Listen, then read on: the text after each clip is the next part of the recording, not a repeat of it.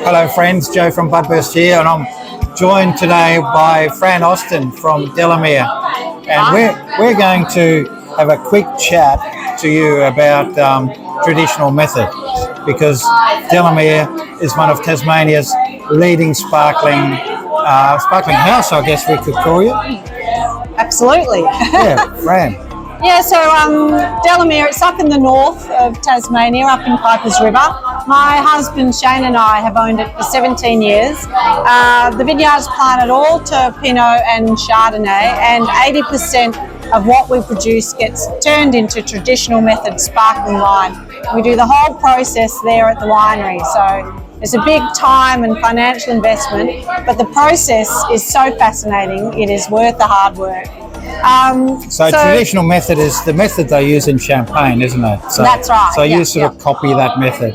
Yeah, that's sort of been rolled out throughout the whole world. And the reason being, we make a base wine and then we go through a process of re-fermentation in the bottle to get the bubbles. Now, you might ask, why not just put it down a commercial-sized soda stream?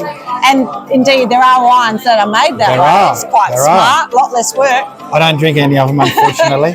Well, and the reason for that is because you've got great taste, Joe. And thank you. The fact is that re-fermentation in the bottle allows the wine to then age on all the yeast sediment, much like a cloudy beer or something like that. And as the yeast break down and the wine ages that way, you get characteristics in the wine that you just can't get any other way. That beautiful creaminess on the palate, the beautiful sort of yeasty, brioche, sweet bread characters. You can't get that any other way. So that's why we go to all that trouble. Yes. And so how do you get those bubbles into the bottle?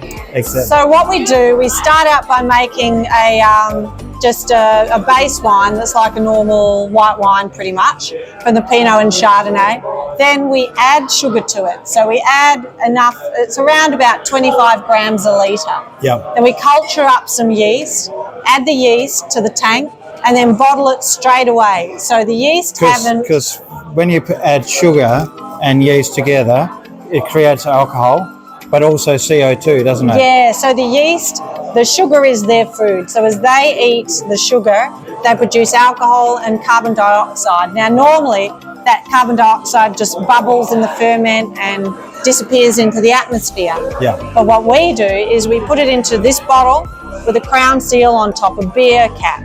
And that way, as the yeast eats up that sugar and produces the carbon dioxide, the gas can't escape. And they're the bubbles that are in the bottle at the end of the process. And that gives you that beautiful mouthfeel. Yeah, lovely, bubbly mouthfeel. Yeah. Well, I guess that's the simple way of using the traditional method. We won't go through the disgorging part. That's for another day. That's another day, maybe. But I suppose one important thing to mention is that the sparkling wine can age on that yeast sediment for a long time. This wine, this is the Blanc de Blanc, that ages for 6 years, lying down on top of all of that yeast sediment. And we have a wine that's aged for 10 years. And that's really delicious. That aging process is so important in getting that elegance and those yeasty, brioche sort of characters in the wine, isn't it? So, yeah. And this is a really delicious example of a Tassie Blanc de Blanc. Thank you, Fran. Thanks, Joe. Thanks.